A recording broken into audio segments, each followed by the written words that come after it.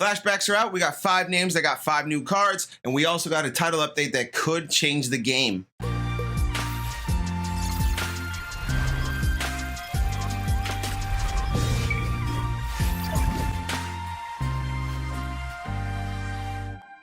Here, what's going on, everybody? What's good? It's your boy Rob, aka Roboto. Flashbacks are here. Flashbacks are out. We got timers on packs. We got a title update coming. We got a lot of stuff happening right now. 5 players get an update to their player card lineage.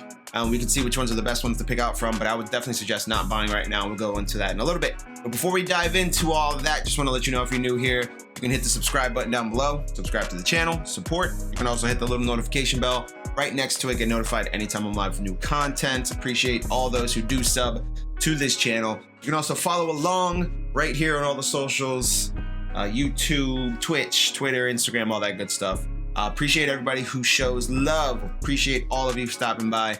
And like goal for the video, 30 likes, 30 thumbs up. Let's see if we can hit it. Let's see if we can crush it for this great video. So let's jump right into the game first and check out the flashbacks real quick.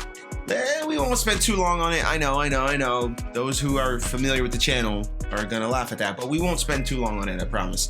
There's 5 of them. In particular, the one that caught my eye was a center, actually, but it's only because of me and what I like and how I like to play. So we'll go over, of course, the 89 flashbacks are the one we got previously, and we'll go over the store offers, and we can go over and predict maybe what's to come in a couple weeks. But the 5 flashbacks are Alex Mack, CJ Mosley, Tom Brady, where is he at down here? Tom Brady, Le'Veon Bell, and Adrian Amos. So let's check out Amos first, actually, since he's probably limited on the auction house. And remember, all these guys, for the most part, have multiple teams, multiple team cams. So don't be too surprised if their prices are a little high first day. A lot of people who want these cards for theme teams really want to kind of fill out these guys in different positions. Adrian Amos with a zone archetype, 90 overall. He's hitting 91 speed, 91 excel. 91 speed, 91 excel, but the 80 tackle in comparison to 93 tackle Taylor Mays, 88 play rec, but 89 man coverage, 90 zone coverage. It's not too bad there. 86 hit power. It's not too bad. It's not a horrible card. He's fast. He doesn't have as much height as Mays, but he'll make plays out there for sure. So this is a solid card. It's a solid card. Bears fans, Packers fans, y'all should be excited. Next up, while we're down here, we'll just hit up Tom Brady, since he is in high demand, it appears. But I mean, you know, obvious reasons. Patriots theme teams, Buccaneers theme teams. So Brady's not going to be running around like the best quarterback in the game, Dante Culpepper. Yeah, I said it. 90 overall for Brady. 59 speed, 88 throw power, 91 accuracy for short passes, but that really doesn't matter as we get down to play action. 91, throw on the run, 81. Overall, Culpepper, though, I'm going to go with him. Brady does get Hot Route Master, obviously, field general. So it's really up to you and what you play, how you play. I'm going to stick with Culpepper. He has a little speed. He has a strong arm. He has everything I need. So I'm going to rock with Culpepper probably for a while. He's a really good quarterback. I'm having fun with him. For some reason, they put the final score at 0. Like, it doesn't look like, yeah, some of these guys are getting bought up real quick. So we'll just check out CJ Mosley real quick and hope that Le'Veon Bell gets back in here. Mosley is a middle linebacker, 85 speed, 89 excel, 74 strength, 91 tackle, 90 play rec, 79 box shed, 89 hit power, 79 zone coverage. I mean, he compares to Seau a little bit in terms of speed and excel, I guess. But everything else, I mean, he's just not, he's not really doing anything. He's not getting coverage. He's not shedding line. I mean, it really doesn't matter block shed, but I mean, he's not, I don't know. It's not that great of a card. A field general archetype. So he'll be much like the others in Seau and Sam Mills. So yeah, it's probably the worst of the bunch. Again, why are we putting the scores backwards? Just because like they were the home, like it doesn't, I don't know. I don't know. Maybe I care too much. So we're gonna go down here, see if Bell hit the market. He did not. We'll check out, we'll keep an eye out on Le'Veon Bell in the meantime. Check out Alex Mack, the one that I actually have on my team. I picked him up, I really wanted him. I'm a big fan of Alex Mack.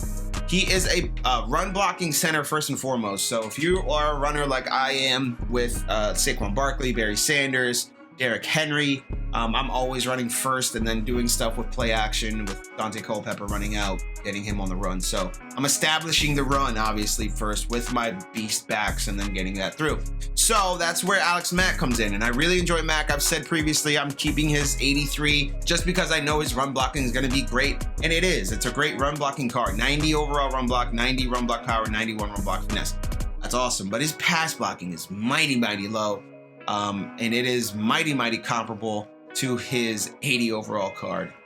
It's not that much better. I mean, it went up 9 points or so, but it's like, you know, it's not that much better. So with that all taken into consideration, and if you look at a guy, Brandon Linder, he's kind of a balanced card. I think the move for me is probably going to be Kevin Mawai over when the series changeover happens, because I don't think Mac is going to be able to help me long-term in a game when I'm obviously starting with passing or rushing the ball, and then I switch to passing. You know, his stamina will go down. He probably won't be able to do all the things I want to do. And if he keeps getting block shedded, you know, he won't register those points or whatever they need for the linemen. So, you know, we might make the move to Mawai this weekend, a Jets legend, of course.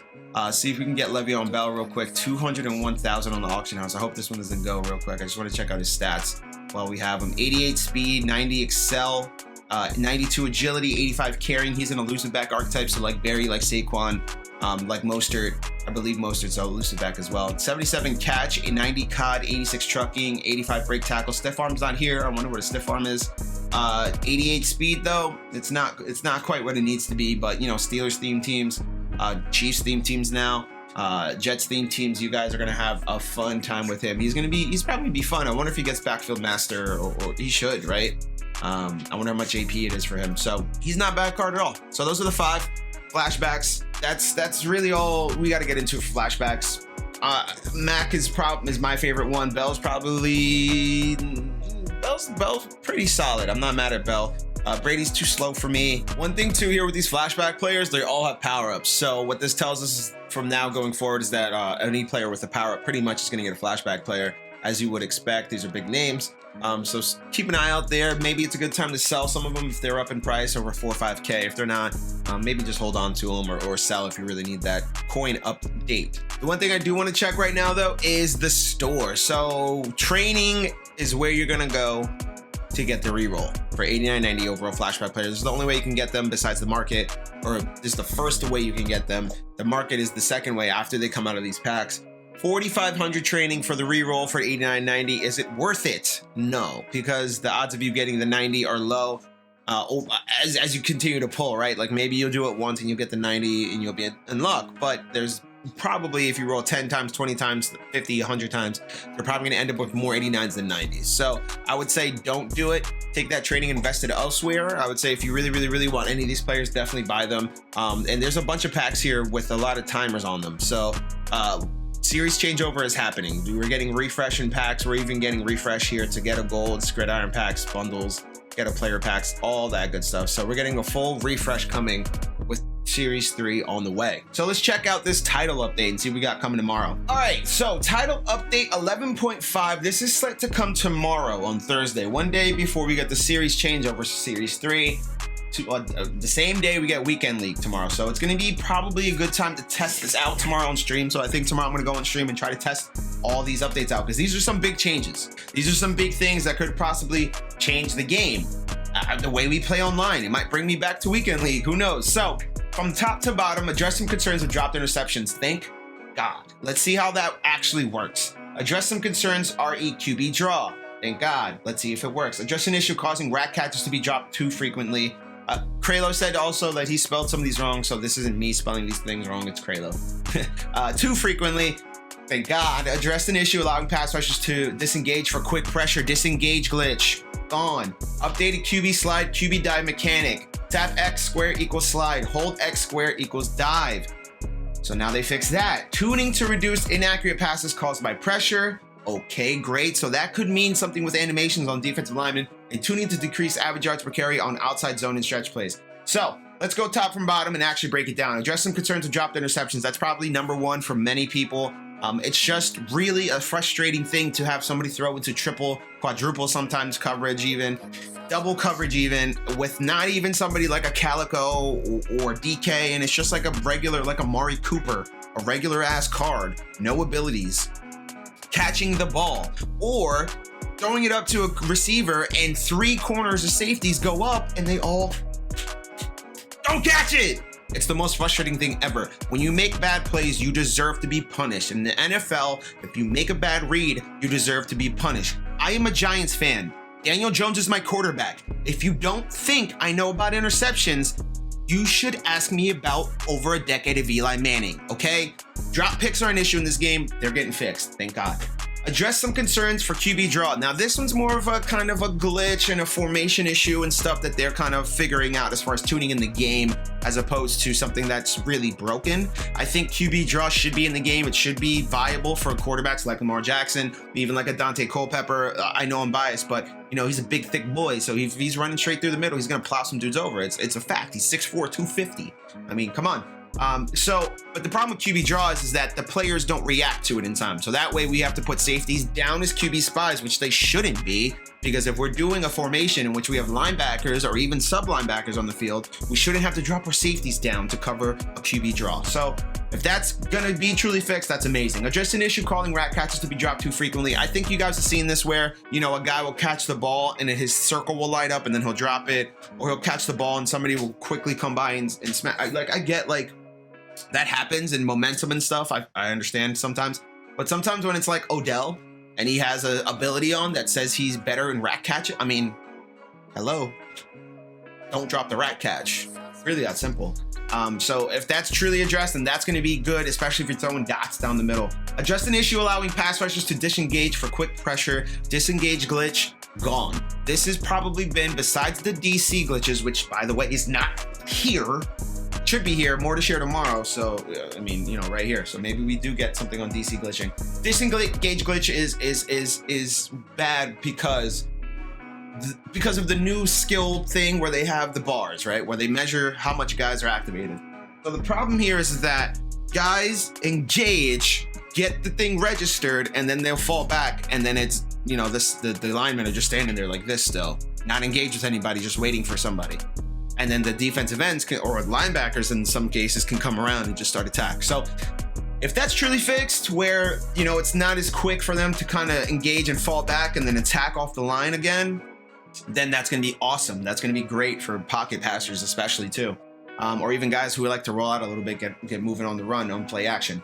A QB slide, QB dive, tap X square equals slide, hold equals dive. So that's going to be interesting to try, because they said before they fixed it, we tried it, it wasn't truly fixed. It was kind of fixed, but not truly fixed. You have to like double tap it now, or tap it long and then let it go. I don't know, it was really weird. So we'll see. Tuning to reduce inaccurate passes caused by pressure. I think that's huge. I think under pressure is the best defensive line ability in the game. Outside elite and the inside stuff is good too. They're very good, but I think under pressure is the best ability in the game when it comes to pass rushing in particular. It's just it's all animation based. It's not even anything to do with stats or anything. While that does help, the animation is the reason why. Because under pressure says when you get into the quarterback's range, it has an increased zone. So what that tells me, what that should tell everybody, is that if you're playing with a player, his zone normally is probably like this, but if he has under pressure, his zone gets bigger. So as he goes through and he gets the quarterback engaged in the zone, this quarterback's animation, and the game is telling the quarterback while he's in the under pressure zone that he's under pressure, and he starts to throw inaccurate, bad passes, wobbly passes, these potatoes that we see online. And that's why under pressure is really glitchy, more so than not using under pressure, right? When you have a guy regularly who is attacking the line. So, you know, for me, I mean, it's the game's fault, right? It's not my fault that we figured this out, or you figured this out, or we all figured out as a community that under pressure does this because they put it in the game.